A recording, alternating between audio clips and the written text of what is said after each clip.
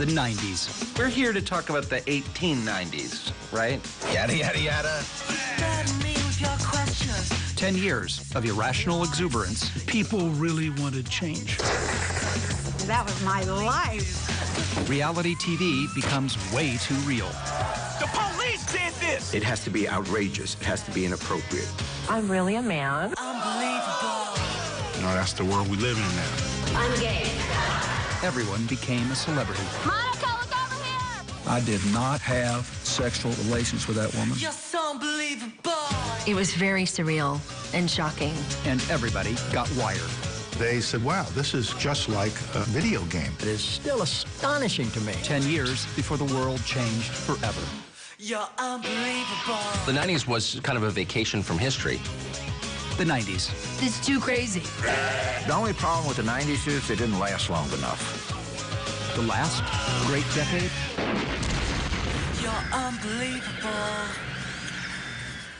This is a circus. It's a national disgrace. He looked at the can and asked, "Who has put pubic hair on my coat?" I don't think I should be here today. On other occasions, he referred to the size of his own penis as being larger than normal. I don't think that this inquisition should be going on. He also spoke on some occasions of the pleasures he had given to women with oral sex. In the fall of 1991, Supreme Court nominee Judge Clarence Thomas faces lurid accusations at a Senate hearing. And for the first time, the seedy world of pornography is dragged onto a very public stage. He used the name that he had been referred to in the pornographic material. Do you recall what it was? Yes, I do. The name that was referred to was Long Dong Silver. Attorney Anita Hill is an ex-employee of Thomas. Her vivid testimony sends C-SPAN's viewing ratings through the roof.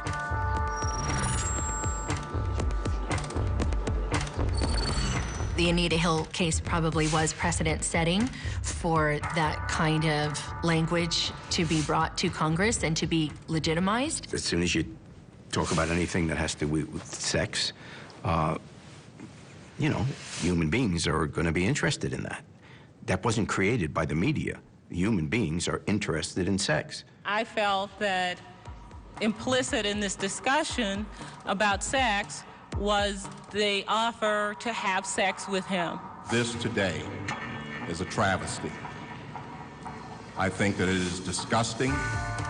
Such an explosive mix of race, sex, and politics has never been witnessed on live TV before.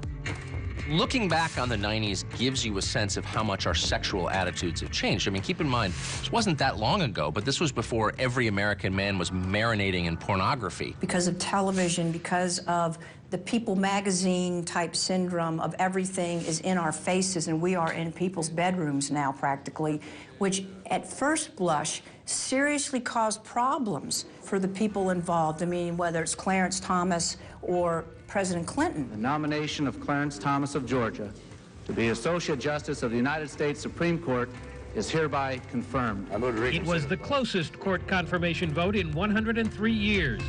With so much dirty linen being washed in public, sexual harassment, real or imagined, can no longer be ignored. Sometimes it takes a real stink bomb, like the Anita Hill hearings, for people to get just enraged enough to do something about it. Louise is trying to figure out why men think it's okay. Damn, you bitch! Why does that trucker think it's all right to stick out your tongue and do all those things? Don't you have a mother? Don't you have a sister? Why would you think that's acceptable? You're sexy. I don't think he's gonna apologize. Nah, I don't think so. Thelma and Louise are the poster girls for a new kind of sexual revolution.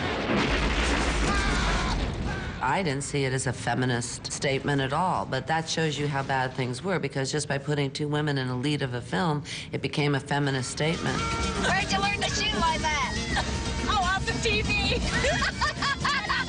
Where'd you learn to shoot like that? I said to a friend of mine, if this movie makes it to the screen and it's not called Tits and Bullets, I'm going to consider that a huge victory. I just feel like I got a knack for this shit. Thelma and Louise is a road movie for the 90s. Women taking control, leaving the weak men in their lives behind. It's more than just a chick flick with car chases. I'm not gonna hurt you, okay? I just want to kiss you. All right? No, no. Come on.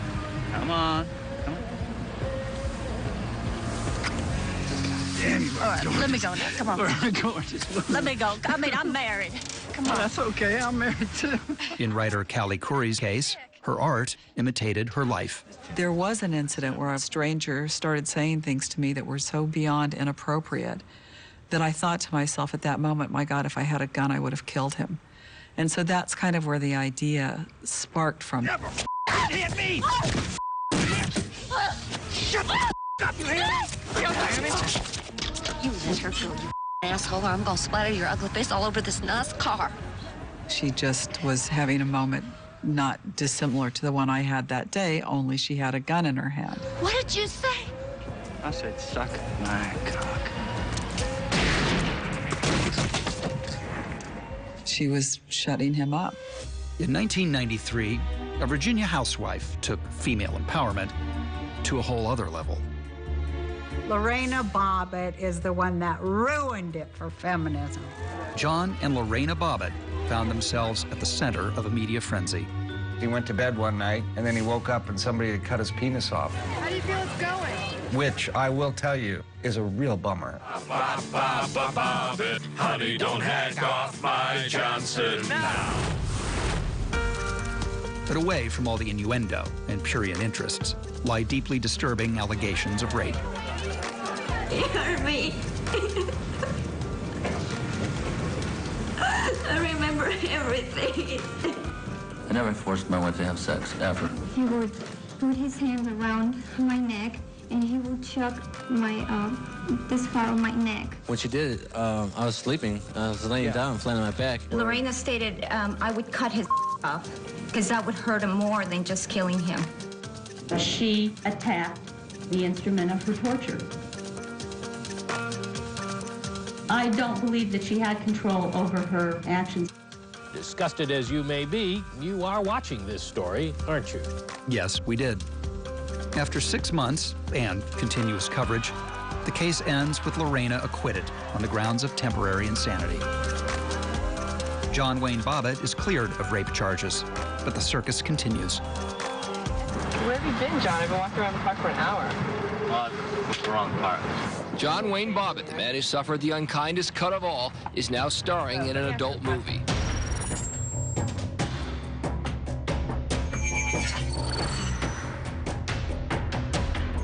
Everything's done professionally. I mean, it's just like a regular job.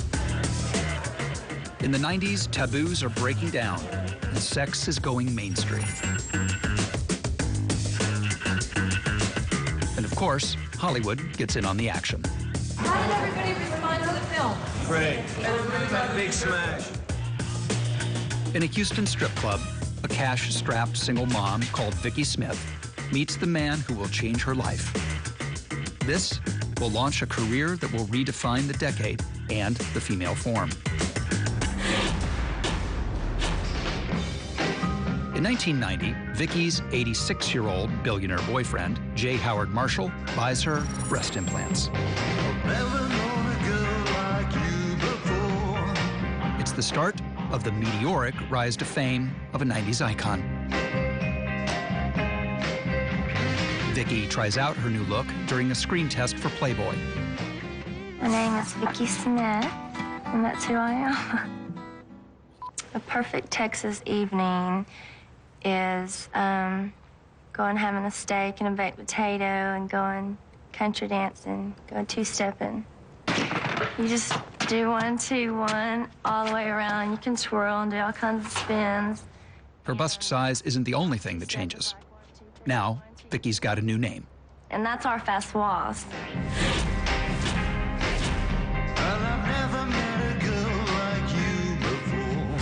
Although I was flat-chested, but now I have curves. See? Ooh la la. For Anna, the boobs were everything from the very beginning. She knew that she needed those to pull off exactly what it was she was trying to do. Welcome to Mahia, Texas, my hometown. She was hungry for attention and acceptance. And then she found the power of these boobs and this body and this persona. With her new enhanced figure and 50s movie star looks, Anna lands a Playboy centerfold. Within 12 months, her career explodes. She stars in a Guess Jeans commercial and becomes the Playmate of the Year. She's a gorgeous lady, but there's also a special magic about her. She saw it as a way of propelling herself into the pop culture, which is clearly what she was successful at doing. And I think to some extent, she was an early representative of that notion of being a celebrity simply because you're famous. She was sexy, she was soft and mushy and a mess and fun and high, and she was a very fascinating character. Anna finally agrees to marry her geriatric billionaire boyfriend. What people don't understand is that I knew my husband 4 years prior to our marriage. He'd asked me to marry him many times before, and I had always said I would like to make a name for myself. He was a very good man. He took me out of poverty and made me a lady. They went through the ceremony and everything. She immediately jumped on a plane for Greece with her bodyguard and left Mr. Marshall crying at the altar. She did love him, but at that point had been taking such copious amounts of pills that her personality was changing. I love you, J. Howard Marshall, my husband. I love you. Party girl. I just want to say that. I want to say that. Wait a minute, where's the ring? You're watching. It's right here. Oh, wow. Her notorious marriage makes her one of the most famous women in the world. What are you doing? Naturally, Hollywood calls. Just contemplating my next move. Your bishop is exposed. If you look at her acting's not that bad. Anna's surgically enhanced look helps inspire a global trend. Anna ushered in the era of over-augmentation, breasts that were bigger than life, and it ran for a generation.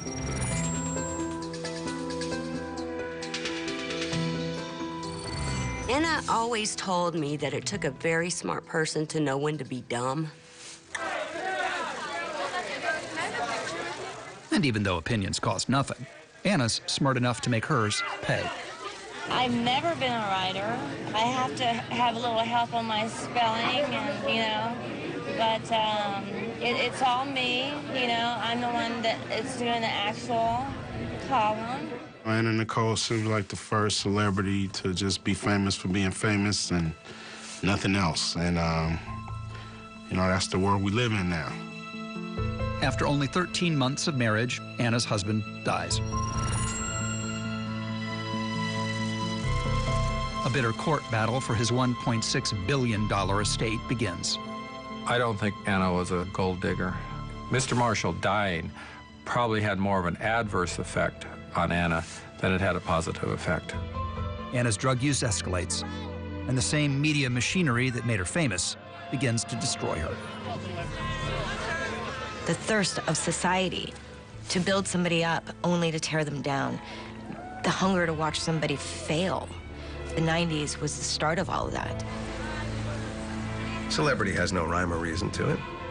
But if you're going to make a celebrity out of a disaster, that was a lamentable one. And I actually thought she was her own worst enemy. But as a society, we fanned that flame and we killed her. Anna Nicole Smith's spectacular rise and fall was mired in marital scandals and legal turmoil. A career arc another larger-than-life star of the 90s could relate to.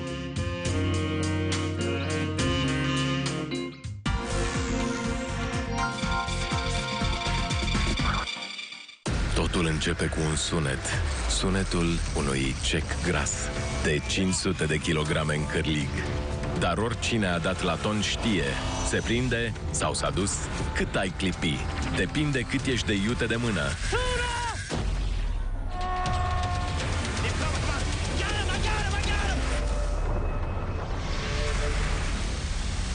La pescuit de ton. Mâine la 9 pe National Geographic Channel. Uite-te la soțul meu. Cu o oră în urmă se plângea de durere de spate. Nu se putea mișca, pleca. Mai devreme și-ar fi lăsat mișcările de dansator acasă. Foarte bine. E Voltaren Emulgel. Cu puterea sa concentrată, acționează cu efect triplu. Calmează durerea, reduce inflamația din profunzime și grăbește procesul de vindecare. Simte efectul Voltaren și bucură-te de mișcare. Voltaren. Bucuria mișcării. Acesta este un medicament. Citiți cu atenție prospectul.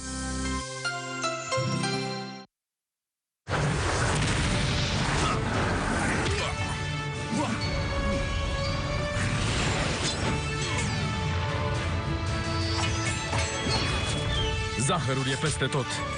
Pastele de dinți Aquafresh întăresc și apără activ dinții împotriva zaharurilor din alimentația zilnică. Aquafresh, protecție împotriva zaharurilor. Încearcă azi pasta de dinți Aquafresh Complete Care, protecție împotriva zaharurilor.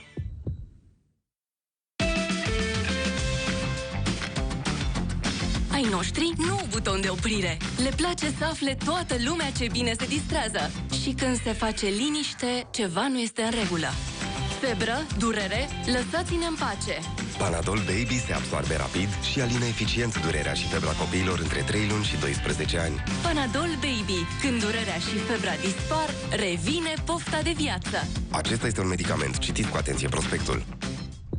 Scuipi sânge atunci când te speli pe dinți? Încearcă pasta de dinți Parodontax. Pentru că dinții tăi sunt susținuți de gingii, așa cum un copac este susținut de pământ. Dacă sănătatea gingiilor este afectată, acestea sângerează, se inflamează și se retrag. Așa cum copacul se prăbușește dacă pământul este instabil, la fel și dinții tăi pot începe să se clatine și chiar să cadă.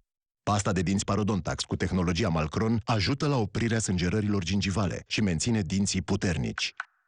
Parodontax. Pentru persoanele care scuipă sânge.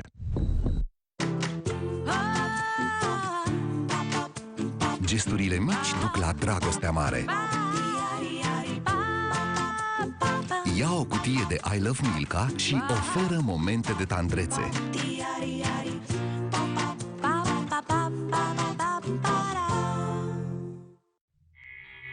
Suferi de hemoroizi? Sigur nu vrei să ajungi aici.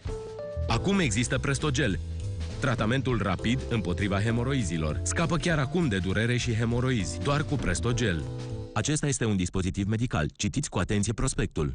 La Dona, halatul de farmacist nu se primește, se merită. Tenis? Pentru că știm, pentru că ne pasă, pentru că ascultăm. Cum să vă zic, sunt niște... La Dona investim constant în pregătirea farmaciștilor noștri. Dona, o farmacie cum toate ar trebui să fie.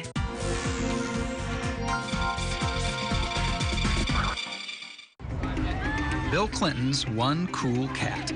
And, apparently, he's got 9 political lives. Where were we? Oh, yes. Life number 1 was used up during what even his own staff called a bimbo eruption. The truth is, I loved him. Number 2, the draft dodging scandal. I did not dodge the draft. I did not do anything wrong. Now, it's time for life number 3. I experimented with marijuana a time or two, and I didn't like it. And didn't inhale and never tried it again. Political pundits felt the end was in sight. No, not actually inhaling, sax-playing, non-military serving man had ever been elected president. But in a sign of the 90s Times, nobody really cared. How do I turn it on? It's on. It's on. Okay, bring you in. Nice teeth. In the summer of 1992, Bill Clinton still hasn't sealed the deal with the American people. He was having trouble solidifying the nomination. And so in order to move past that, we decided to do something that candidates did not at that time do, which was reach out to pop culture. Clinton decides to turn his number 1 weakness, lack of presidential stature, into his biggest strength. Back in the 90s, to have a presidential candidate on late night television was almost unheard of. People hadn't done things like that before. It was just not done.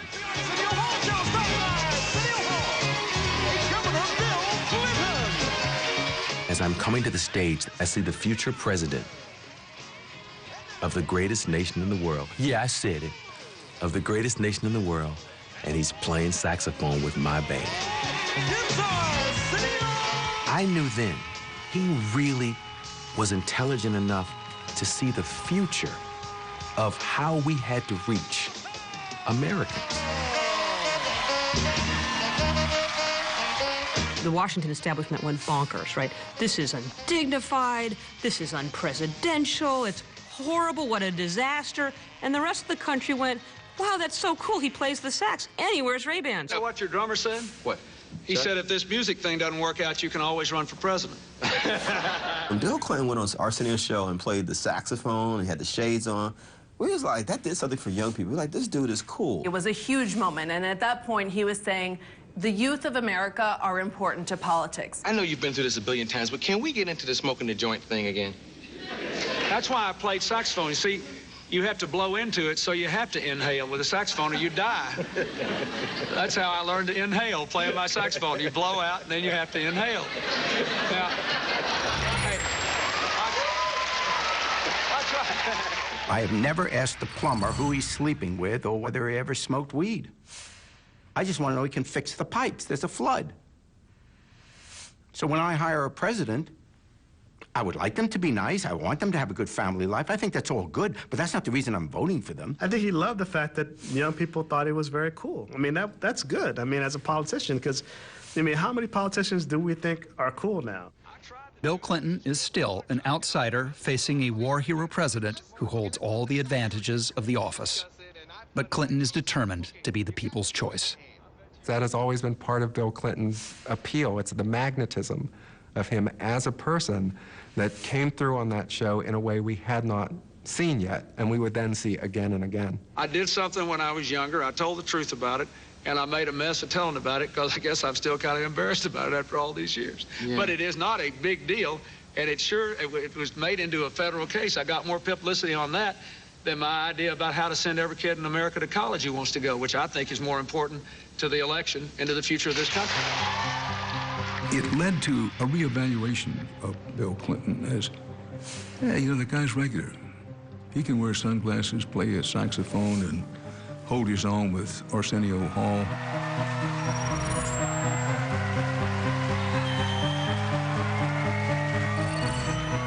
We didn't have viral then, but that would have been a viral YouTube. It went viral in the culture, and people thought, I think I kind of like this guy. 5 months later, Bill Clinton becomes the 42nd president of the United States. My fellow Americans, the American people have voted to make a new beginning. Not sure how much we ever get to know these people who, after all, at some point in their lives, look into the mirror and say, you know what, you're the guy. Takes an appallingly big ego, an astoundingly large sense of self to want to run for and be the president. Always keep that in mind. Ladies and gentlemen, the President-elect, William Jefferson Clinton. Today, a generation raised in the shadows of the Cold War assumes new responsibilities in a world warmed by the sunshine of freedom. Clinton's first priority is to tackle America's $290 billion deficit. Good evening. Tonight I want to ask for your help on our nation's most urgent priority, reviving the American dream by restoring the American economy. Like any good Democrat, Clinton raises taxes. But surprisingly, he also cuts spending. America faces a choice. We can continue on the path of higher deficits and lower growth, or we can make a fundamental change to improve our nation's economy by adopting my economic plan. And there's an entire new industry about to ride to the rescue.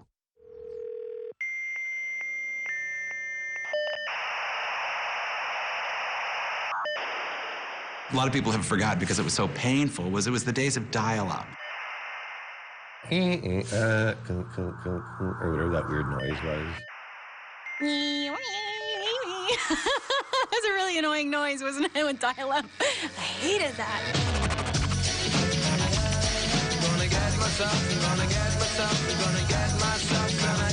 In the early 90s, an antisocial species is still largely confined to their native habitat in California's Silicon Valley. Eating, bathing, having a girlfriend, having an active social life is incidental. It gets in the way of code time. At the different end of the evolutionary and social scale, they're, well, weird. But that is all about to change. What is a nerd? In the 1980s, you had a movie called Revenge of the Nerds, and in the 1990s, Revenge of the Nerds actually comes true.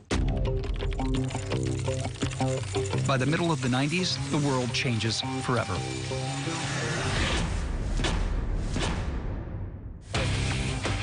It's the decade of the internet, and everyone wants in on the act. The president and vice president today played cable installers at a Concord, California school. Just the pink one. Just the pink one? Just the pink one.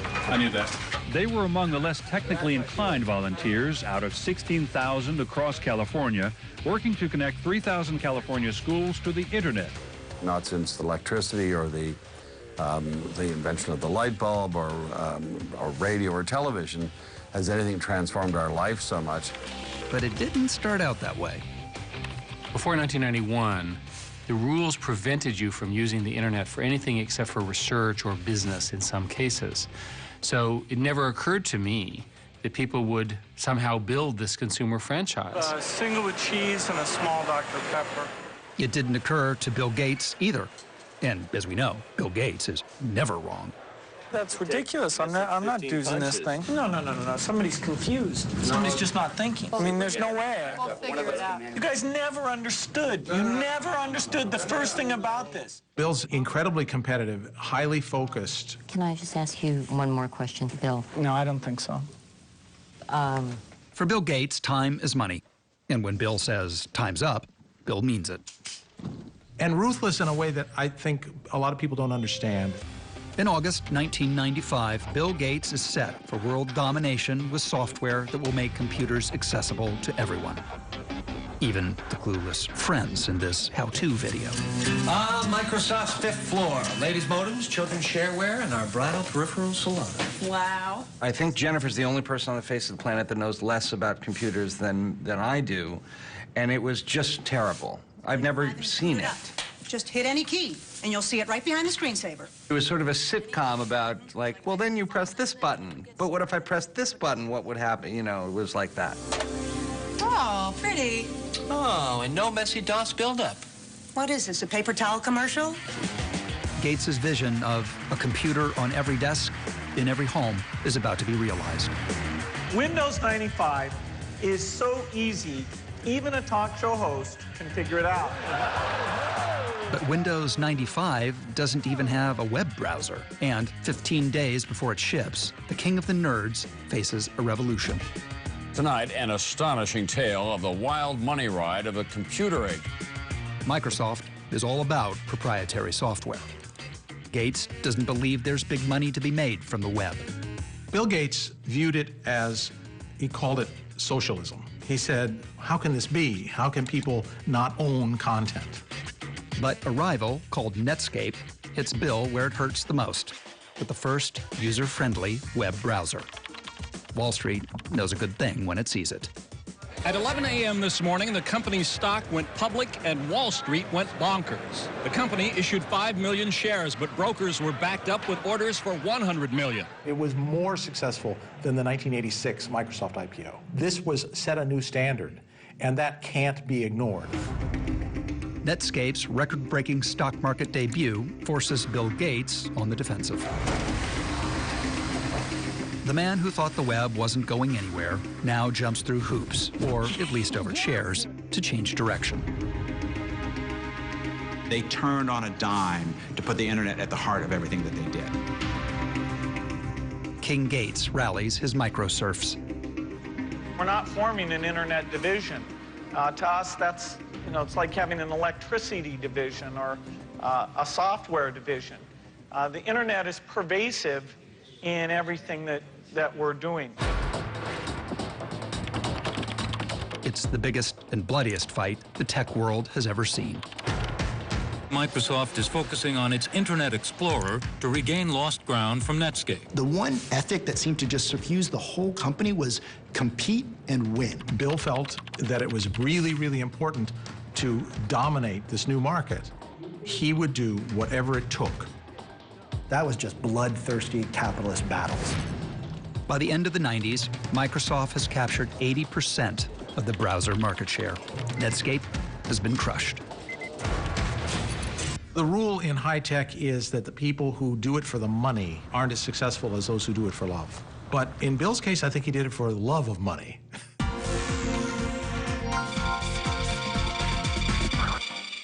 This car would have been crushed a long, long time ago. Tell you what, this car has already died.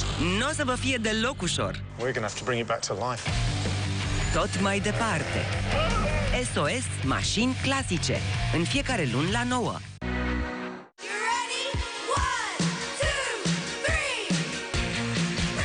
Pentru că ei reprezintă esența stilului meu. AM. Fiecare model 179 lei. Pentru că iubim pantofii. Deichmann. Același hotel. Aceeași piscină. Dar două prețuri diferite. De ce să plătiți mai mult? Verificați cu Trivago. Trivago găsește mereu cel mai avantajos preț pentru mai mult de 700.000 de hoteluri, comparând peste 150 de site-uri diferite. Pur și simplu vă alegeți hotelul ideal și Trivago vă arată unde să rezervați la cel mai bun preț. Hotel Trivago. Bărbații luptă frecvent împotriva mătreții care apare iar și iar. Noul șampon antimătreață Clear activează bariera naturală de protecție a scalpului, prevenind reapariția mătreții. Clear Man, scutul tău antimătreață. Nu am nimic de ascuns. Okay, perfect.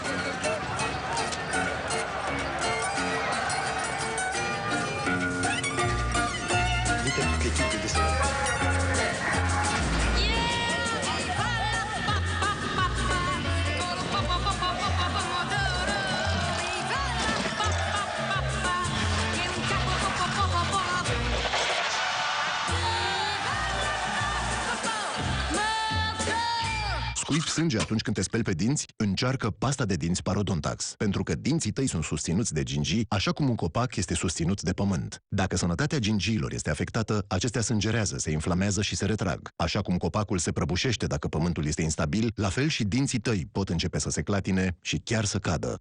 Pasta de dinți Parodontax cu tehnologia Malcron ajută la oprirea sângerărilor gingivale și menține dinții puternici. Parodontax. Pentru persoanele care scuipă sânge. Neața! Neața! Pe atunci n-aveai părul atât de lung. Pe atunci nu erai interesată de băieți. Bunii! Pe atunci aveai o cană drăguță cu elefanți pe ea. Mama! Poți să-mi dai, te rog, Nutella? Păi trebuia să ceri pe atunci. Mulțumesc! Nutella. Ziua bună se cunoaște de dimineață. De Paște, cel.ro te ajută să oferi bucurii persoanelor dragi ție. De aceea am dat startul promoțiilor de sărbătoare și îți oferim reduceri de până la 40% la electrocasnice, telefoane, parfumuri, cosmetice și multe altele. Profită acum! Cel.ro. Bucură-te de cel mai cel preț! Trăiește ofertele de primăvară cu Star Player Converse la 169,99 lei. Trăiește Intersport. Sport to the people. National Geographic. O aventură de proporții epice în univers. A început ca un dezastru, urmat de o salvare in extremis. Programul Hubble Călătoria Cosmică celebrează 25 de ani ambițioși. Iar oamenii din spațiu cercetează secretele universului. Spațiu, ultima frontieră. Din 25 aprilie pe National Geographic Channel. Emisiunea oferită de FX de la Rompetrol.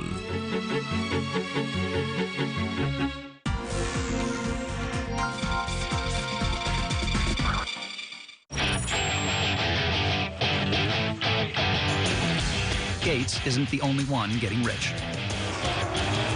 Bruno Lambert is set for life. He's 35 and already retired from senior management at Microsoft.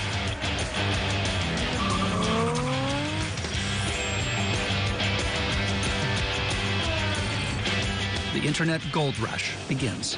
The geeks have inherited the earth.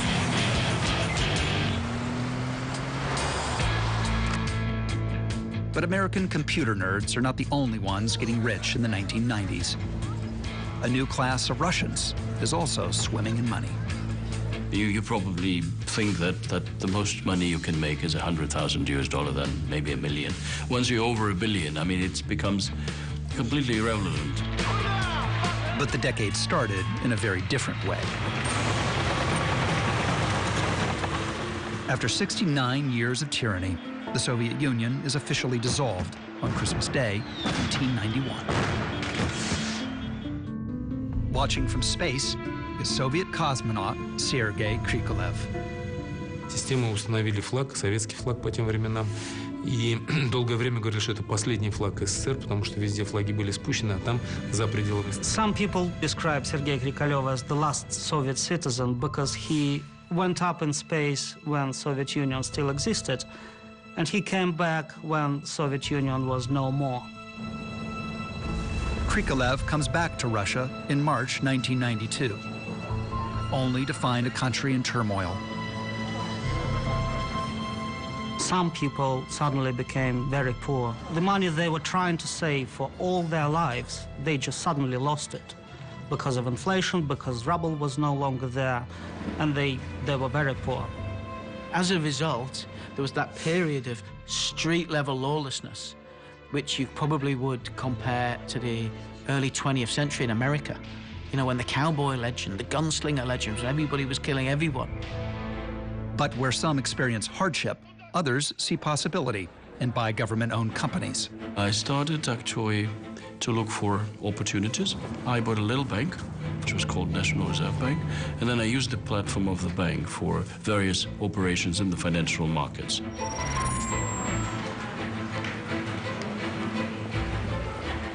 It was just a mass free-for-all, and as a result, there were a lot of people in Russia got very rich very, very quickly. Welcome to the age of the oligarchs.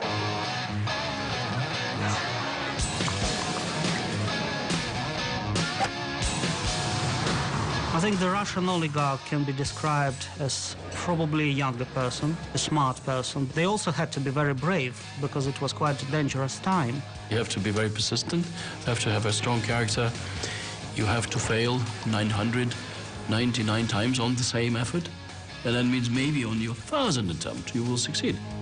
Many of the very important businessmen of today started on the open markets in Moscow, and then now they own factories. Those people started from nothing, and they became very rich very quickly.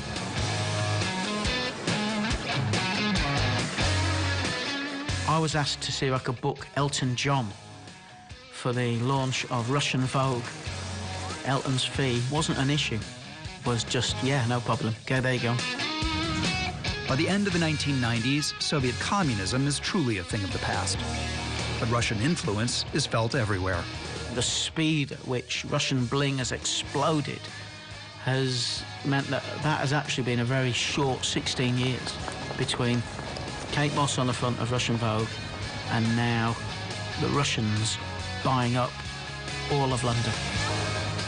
Russian oligarchs have transformed the Soviet Union, but they're not the only people out to change the world. Courtney Love and Kurt Cobain are the king and queen of grunge, and Kurt's band Nirvana is the voice of Generation X, a phrase coined by author Douglas Copeland in 1991. In March, Gen X, the book, came out.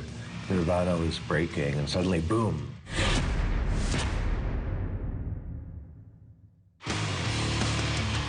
We kind of like to think of our music as musical freedom, in a way.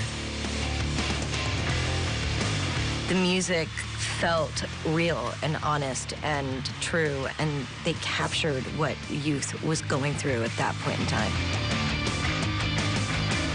He stood for something, and standing for something is really important. No, we're not going to tolerate homophobia. No more jock bullshit. Yes, we're feminists. You're very concerned about sexism. How do you make people aware of that problem? By writing songs as blunt as Rape Me. He got called the voice of a generation a lot. And that freaked him out. So he probably got off on it. I would. They always want to read into it. And before, I was just using pieces of poetry and stuff that just would spew out of me. A lot of times when I write lyrics, it's just at the last second because I'm really lazy. And one lazy song title is inspired by a deodorant brand. Sensation with fragrance is made for you. Teen Spirit. There was an idealism, I think, that people felt post-Reagan and George Bush. And I think Nirvana's music kind of had idealism to it. And I think the public was ready for Nevermind when it happened.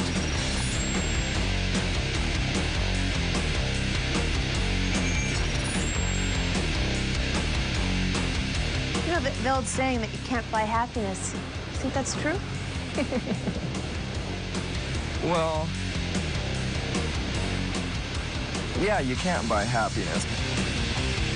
Unhappy with the glare of the spotlight, Kurt begins to rage against it. You guys were really neat. I'm too stubborn to allow myself to ever compromise our music or turn us into big rock stars. I mean, I just don't feel like that. But behind the myth lies a very different story. He wanted it bad. He wrote to every major, minor, any label, "We'll pay, let us be on your label." He was desperate to be the biggest rock star in the world, absolutely desperate. But he made it look like it was thrust upon him. The first couple of grunge, or Kurtney, as they're labeled in the media, become a rock and roll soap opera. I guess like my ego could be talking right now and I could say, well, we're interesting people, you know, but I think we're just easy scapegoats. When a Vanity Fair article had Cobain's wife boasting of heroin use during her pregnancy, Love claimed she was misquoted. The Vanity Fair article was published the week that Frances Cobain was born, and it was extremely damaging to Courtney's reputation. And it said that she was shooting heroin when she knew she was pregnant. We were hounded by Department of Children's Services. We were hounded out of Los Angeles. I can threaten to sue and bring up libel laws and stuff like that to people that write shit like that about us, but I could spend the money that I earned last year all on fighting the Vanity Fair piece, you know, and they'd end up winning because they have more money. We never had a falling out. I adore her. I think she's sort of a brilliant train wreck. And, but she is brilliant, and she knows how to manipulate the media better than almost anybody else.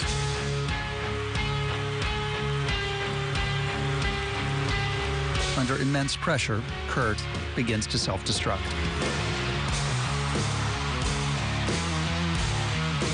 The more successful Nirvana became, the more Kurt started to go inside himself. He kind of started to shut down, you know. He didn't want to be that golden boy on a pedestal that everyone worshipped. He knew right from the start that he was doomed. I mean, I think some people just have that aura about them. In other news tonight, Kurt Cobain, the lead singer of the enormously popular rock band Nirvana, is dead. Apparently, he was a suicide at the age of 27. You could really say that he was the last great rock star before the whole economic and financial and political model of modern music imploded.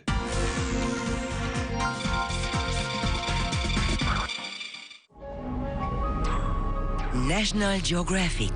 O aventură de proporții epice în univers. And it all began with Hubble. A început ca un dezastru urmat de o salvare in extremis. Programul Hubble Călătoria Cosmică celebrează 25 de ani ambițioși. Iar oamenii din spațiu cercetează secretele universului. Spațiu, ultima frontieră. Din 25 aprilie pe National Geographic Channel. Într-un Happy Meal găsești bucurii câte poftești. Bunătăți din carne de vită 100% sau din carne de pui, felii de măr sau salate din ingrediente proaspete, sucuri de fructe și în fiecare săptămână o surpriză. Pentru momente fericite petrecute împreună. Happy Meal. Fiecare primește ce-și dorește la doar 10,9 lei. Scuipi sânge atunci când te speli pe dinți? Încearcă pasta de dinți Parodontax, pentru că dinții tăi sunt susținuți de gingii, așa cum un copac este susținut de pământ. Dacă sănătatea gingiilor este afectată, acestea sângerează, se inflamează și se retrag. Așa cum copacul se prăbușește dacă pământul este instabil, la fel și dinții tăi pot începe să se clatine și chiar să cadă. Pasta de dinți Parodontax cu tehnologia Malcron ajută la oprirea sângerărilor gingivale și menține dinții puternici. Parodontax, pentru persoanele care scuipă sânge.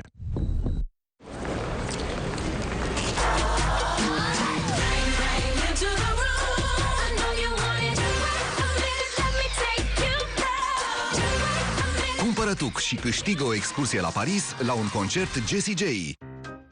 Asta numesc ei pop art. Oh, zei, suntem pierduți. Cerule, face și espresso. Cine face? Și latte macchiato e o capodoperă. Și poți câștiga și o excursie la New York. Serios? Cum? Cumpără orice aparat Nescafé Dolce Gusto sau 3 cutii diferite de capsule și înscrie numărul bonului fiscal prin SMS sau pe Facebook. Poți câștiga 100 de accesorii pe zi sau chiar o excursie la New York. De Paște, cel.ro te ajută să oferi bucurii persoanelor dragi ție. De aceea am dat startul promoțiilor de sărbătoare și îți oferim reduceri de până la 40% la electrocasnice, telefoane, parfumuri, cosmetice și multe altele. Profită acum! Cel.ro. Bucură-te de cel mai cel preț! Nimic incitant? Privește aici! Umplutură de praline cu arahide, fină și savuroasă, acoperită cu o cremă bogată de cacao și învelită într-un aluat pufos. Incitant? Noul 7 Days Peanut. Incitant.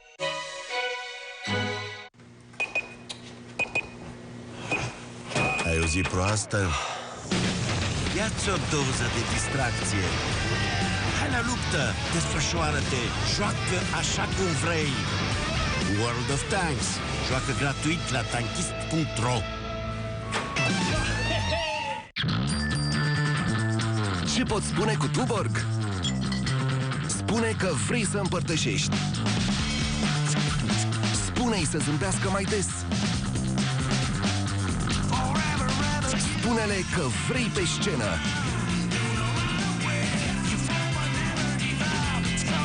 Spune-i că o iubești.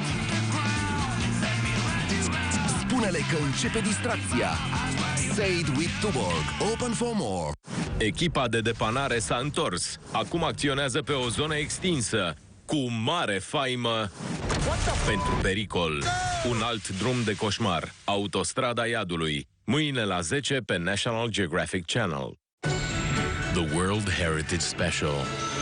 Sankt Petersburg a fost odată simbol al epocii de aur a Rusiei țariste. Dar istoria modernă i-a adus comorile în ruină. We've gone through a lot of threats and a lot of losses. Azi, o echipă de restauratori are misiunea de a proteja valorile trecutului. The World Heritage Special. Sâmbătă la 6 pe National Geographic. Sponsorizat de A Better Life, A Better World. Panasonic.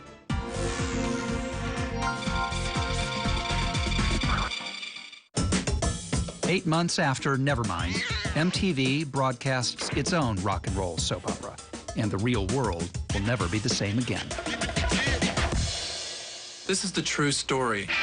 True story. 7 strangers picked to live in a loft and have their lives taped. The real world. The Real World was the first reality television show. It was a social experiment about if you put people from different walks of life into one house, what's going to happen? There's no script. It's great. It was genius. Film it. But when the cameras started to roll, network executives had second thoughts on how real reality should be. Early on, the network was nervous about, well, what if nothing happens? What do we do? And they had this, like, well, make something happen. So there were a few times early on in the first couple of weeks of filming when we tried some things. Would you rather suffer a nerve injury that numbed your entire genital region or one that made you completely deaf? Deaf. Really? And they completely backfired, and the cast erupted and said, we're not in here for a game show. And they revolted and said, look, we're going to mutiny. I'm an activist. If someone handed me a script, I'm like, I'm not reading this. You know, I'm not, why would I do that? The proof was in the pudding. You could see that as we started filming more and more, you didn't have to manipulate anything because it was happening naturally. Early in its first season, The Real World got very real. and touched the third rail of the American experience, race. We were the only two home. She said that I had knocked down a candlestick. He lost it and became very angry. That I had threatened her and stuff like that. I became a little bit frightened and called, I called MTV. I was actually in a cab on the way to Brooklyn, and I had one of these giant shoe phones. It was about this big. It was one of the first cell phones. And someone said, you got to get back to the loft. Julie and Kevin just had this huge fight. Get back.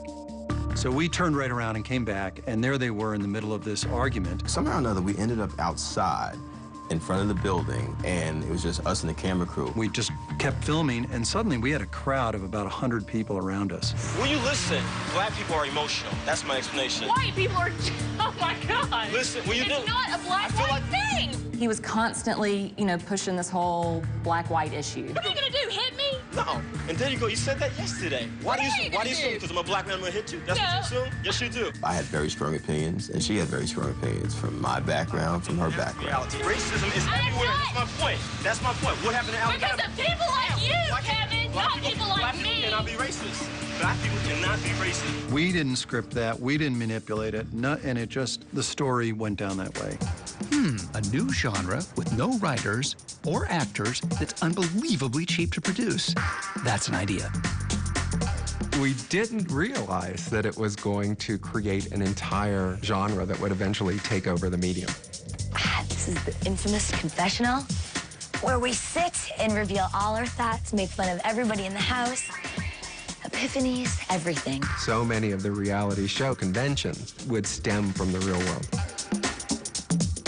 None of us who did this first season really knew it would go on as long as it has, or create a new genre. One time when my son, when he started school, he came home and he was crying and he said, kids on the playground said that you were on television. So how old are you? I'm 19. 19. People watched that? And I was like, I know, they did. It was like, all this bad reality television? You did that? Yeah, I did. New Yorkers like to think they've seen everything, but this was beyond their imagination. Just heard boom, and the whole building shook. An explosion earlier this afternoon tore through the basement of the World Trade Center complex. Clouds of soot billowed up the stairs to the very top of the 110-story office towers. Someone come and get us, please. We're going to try to help you out. You don't really take any pleasure in having told somebody a disaster's going to happen and then it happened. New York City's World Trade Center was always a target. 3 years earlier, an attack just like this had been predicted by former Green Beret Daniel Hill. An old Army buddy of mine asked me to come up to New York City and do a security survey of the South Tower and see where they were vulnerable to attack. The first thing that became obvious to me was the basement was wide open. Everybody was driving in, driving out. That building structurally is supported by 4 large columns. If you could get to those 4 columns, or even one of them, and destroy it, that building drops 10 foot. And 120 stories of concrete and steel drops 10 foot. And then you let the weight of that building destroy itself. Hill filed a report on security risks at the Twin Towers. They never believed that anybody would be audacious enough to come into the United States and pull off an attack like that. Nothing that big had ever been done in the United States. It was totally inconceivable to them. At 12:37 p.m. on February the 26th, 1993, a 1,300-pound truck bomb detonates near a supporting column. It's exactly what Hill predicted. Was a device that was placed perfectly to cause as much damage as possible to the infrastructure we built. The whole room has been lifted off its base. At first, the authorities have a long list of suspects. Arab terrorist groups, Colombian drug cartels, Serb-Croatian terrorists, or even state-sponsored terrorism. The FBI's dilemma is too many suspects. But an investigation quickly identifies the perpetrators. A painstaking investigation which went much faster than anyone ever expected. What idiot uses a credit card to rent the van that you're going to blow something up with. You're leaving a straight track to you. According to FBI sources, going through the parking stubs, they came upon a stub that led them to a rental agency. Truthfully, they were idiots. They learned that he was tied to a Muslim fundamentalist group based in New Jersey. It was almost like they wanted to be caught, which was almost reassuring. I think almost no one understood the implications of that first World Trade Center bombing. They thought of it as almost a pickup basketball team. They also may charge him with falsely reporting the theft of a vehicle. They didn't realize that there was a trail leading back to the Middle East. Kind of a shocking thing, but it seemed like a one-off. Maybe that should have set off all kinds of alarm bells. We made a mistake in retrospect in '93 in treating it as a criminal justice matter rather than an act of war. Osama bin Laden learned from his mistake. He would not underestimate his target again. A lesson that America would ignore until it was too late. Oh, yeah, I knew it. They're going to hit you again. Someday, somehow. Won't be for a while. They're going to need time to plan and prepare. But they're coming back.